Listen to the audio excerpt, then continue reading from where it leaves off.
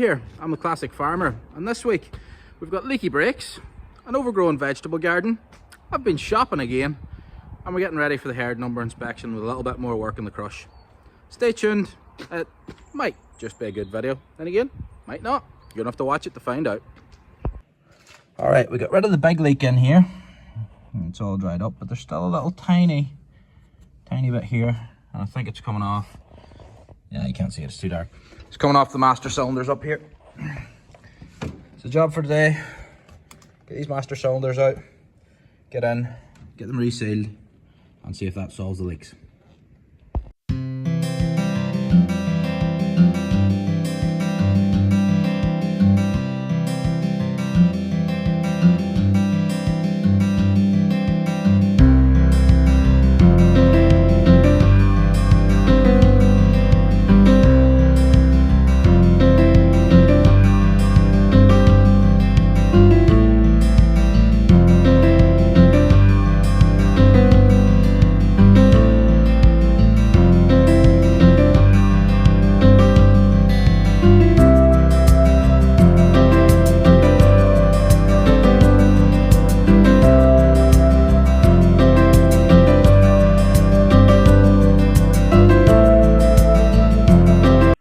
The first master cylinder is taken apart here. We've screwed out the top, taken the cylinder out of the inside and split the cylinder down. So the first thing we have to do here is this seal needs to go on down here.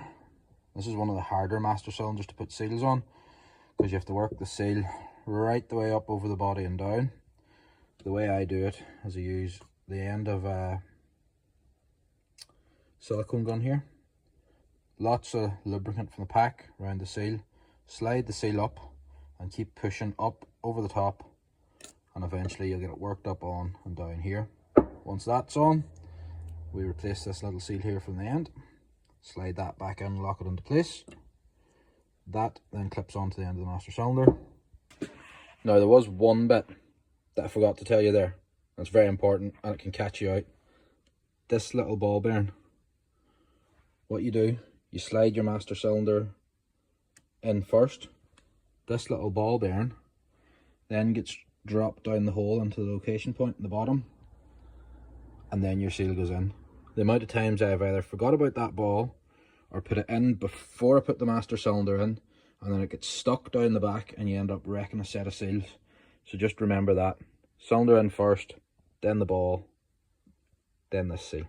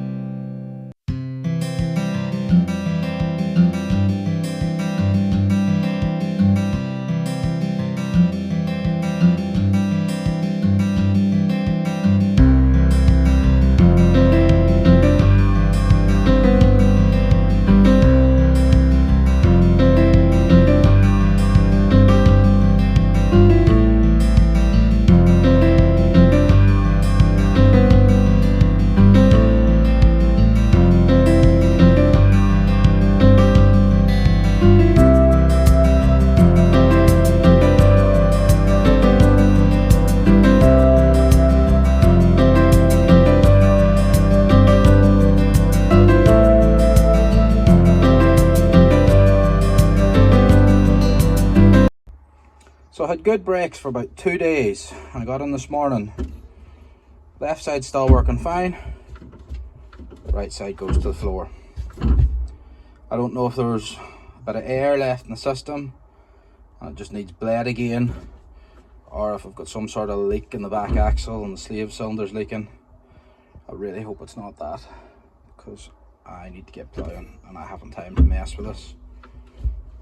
We'll have to see. I'll bleed it again and give it another go, but this is really frustrating.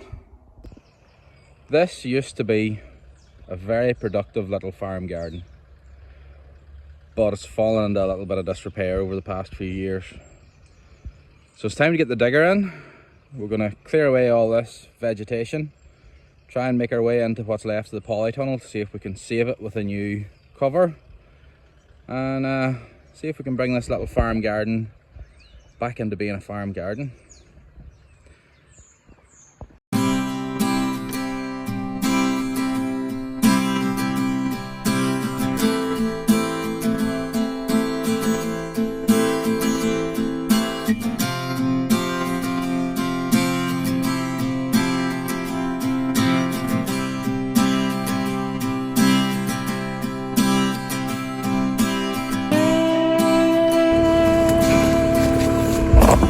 Oops. You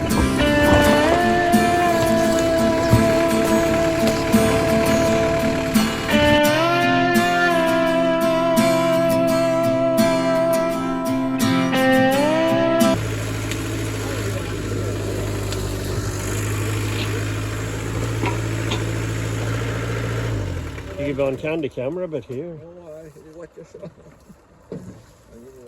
Oh, what do you reckon, Bush?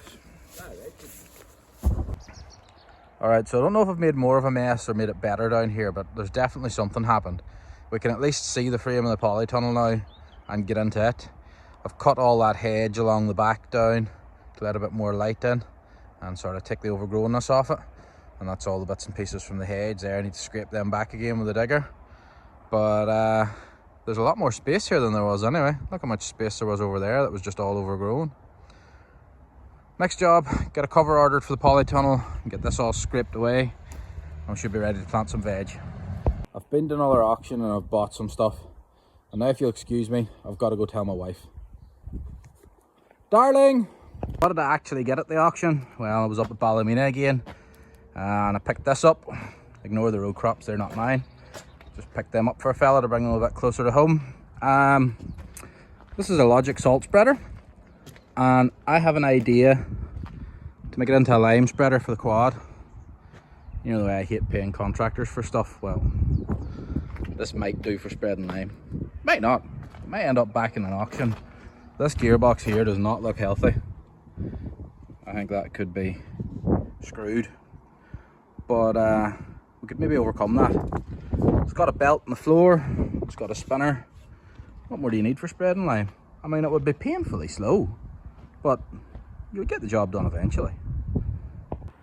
Now, my herd number inspection is probably going to happen in the next sort of 7 to 10 days. I still haven't finished the crush off up here, so we're going to get the little bits and pieces done that need done. We fixed the bars the last time, got that all sorted, but there was one problem. This crush doesn't meet the specifications for the herd number. You got to have a backing gate, and as you can see, there's no backing gate. So I've been to the co-op, I've bought a little heavy duty gate. Let's get it mounted on and get this one step closer to being up to the acceptable standard for this herd number.